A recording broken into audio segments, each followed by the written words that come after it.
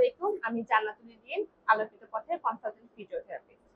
আজকে আমরা কথা বলবো আয়ান হোসেনকে নিয়ে, যে একজন সেরেব্রাল পালসি পেশেন্ট। আমরা আয়ানকে দেখবো এবং জানবো যে সেরেব্রাল পালসি পেশেন্টের কি কি ক্লিনিক্যাল ফিচার্স থাকে এবং সেই অনুযায়ী ওর কি কি ট্রিটমেন্ট হবে, ফিজিওথেরাপি ডিপার্টমেন্টে ওর কি কি সেশন থাকে।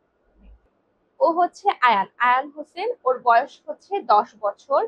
আয়ানের যে কন্ডিশন সেটা হচ্ছে সেরেব্রাল পালসি এবং ওর সাথে এপিলেপসি রয়েছে। ওর খিঁচুনির প্রকোপটা এতই বেশি, ওর এখনো ওষুধ চলছে, কিন্তু দিনে প্রায় প্রতিদিনই একবার থেকে দুইবার খিঁচুনি হচ্ছে। আয়ানের যে যে সমস্যাগুলো রয়েছে তার মধ্যে হচ্ছে পেশির দুর্বলতা বা মাসেল উইকনেস। মাসেল উইকনেসের জন্য আয়ানের যে যে সময় ওর যে ডেভেলপমেন্ট গুলো ছিল, যেমন যে বয়সে বসতে শেখার কথা তার থেকে দেরিতে শিখেছে, যে বয়সে হাঁটতে শেখার কথা তার থেকে দেরিতে শিখেছে, এবং ব্যালেন্স প্রবলেম। ডেইলি যে অ্যাক্টিভিটিস গুলো আছে, যেমন নিজের খাবারটা নিজে খাওয়া, নিজের পোশাকটা নিজে পরা, সেসব কাজগুলো করতে ওর সমস্যা রয়েছে। তবে আলোকিত পথে এসে আয়ান এখানে ফিজিওথেরাপি সেশন নিয়ে ওর যেসব মোটর ডেভেলপমেন্ট গুলো আছে এবং দৈনন্দিন কাজের যে এডিএল গুলো আছে সেগুলো এখন আগের থেকে অনেক বেশি ইমপ্রুভ এবং বেটার।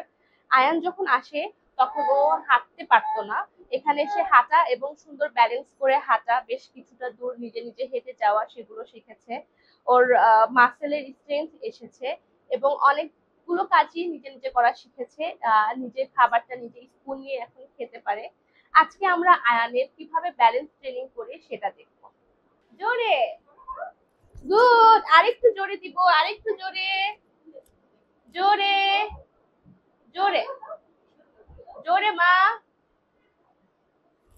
জোরে জোরে জোরে।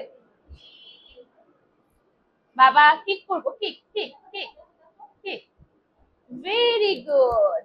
আবার আবার, ভেরি গুড। আর একটা পা, আর একটা পা।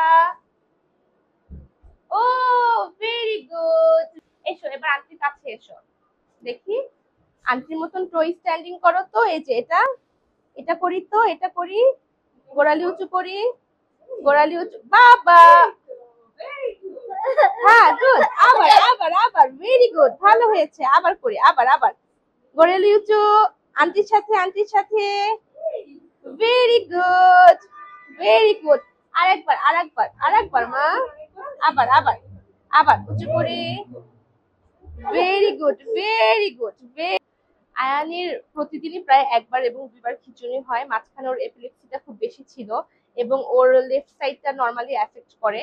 আর এই যে ওর কিন্তু এই আঙ্গুলগুলো, এটা রিসেন্টলি খিঁচুনির জন্য এই যে বাঁকা হয়ে গিয়েছে।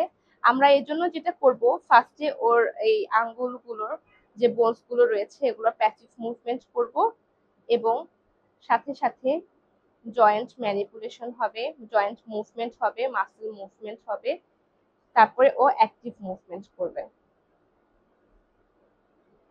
বাবা, আরেকটু আরেকটু আরেকটু আরেকটু।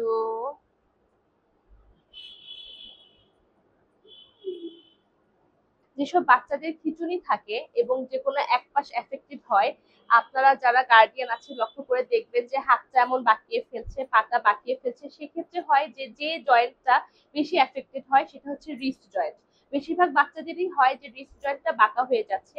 সেক্ষেত্রে এটা বেশিরভাবে নজরদারি করতে হবে যেন জয়েন্ট গুলো টাইটনেস না হয়ে যায়, মাসেল টাইটনেস না হয়ে যায়। সেজন্য সেই জয়েন্ট গুলো ইমপ্রুভমেন্টের জন্য এবং যেন বাঁকা না হয়ে যায় সেজন্য প্রতিদিন মুভমেন্ট করতে হবে, মাসেলের মুভমেন্ট করতে হবে, মাসেল ম্যানিপুলেশন করতে হবে এবং জয়েন্ট মুভমেন্ট করতে হবে, জয়েন্টের ম্যানিপুলেশন করতে। আমরা আয়ানের ক্ষেত্রে যেটা দেখছি যে আয়ানের যেটা হয়েছে যে আয়ানের স্লাইটলি একটু বাঁকা হয়েছে রিস্ট জয়েন্টে।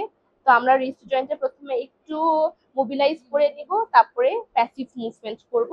একটু মা, হ্যালো, আমরা হ্যান্ডশেক করি, প্যাসিভ মুভমেন্ট হবে। তারপরে এভাবেই জয়েন্ট গুলো, যে জয়েন্টটা এফেক্টেড হবে, আমরা চেষ্টা করব জয়েন্টটাকে মুভমেন্ট করে দিতে রিস্ট জয়েন্টের, এবং সাথে সাথে হবে যেটা মাসেলও মুভমেন্ট হবে, মাসেল একটু স্ট্রেচিং হবে এবং জয়েন্টটা যেটা হয় যে বারবার খিঁচুনির জন্য হাতটা বাঁকা হয়ে যাচ্ছে, এই বাঁকা হওয়াটা থেকে প্রিভেন্ট করবে।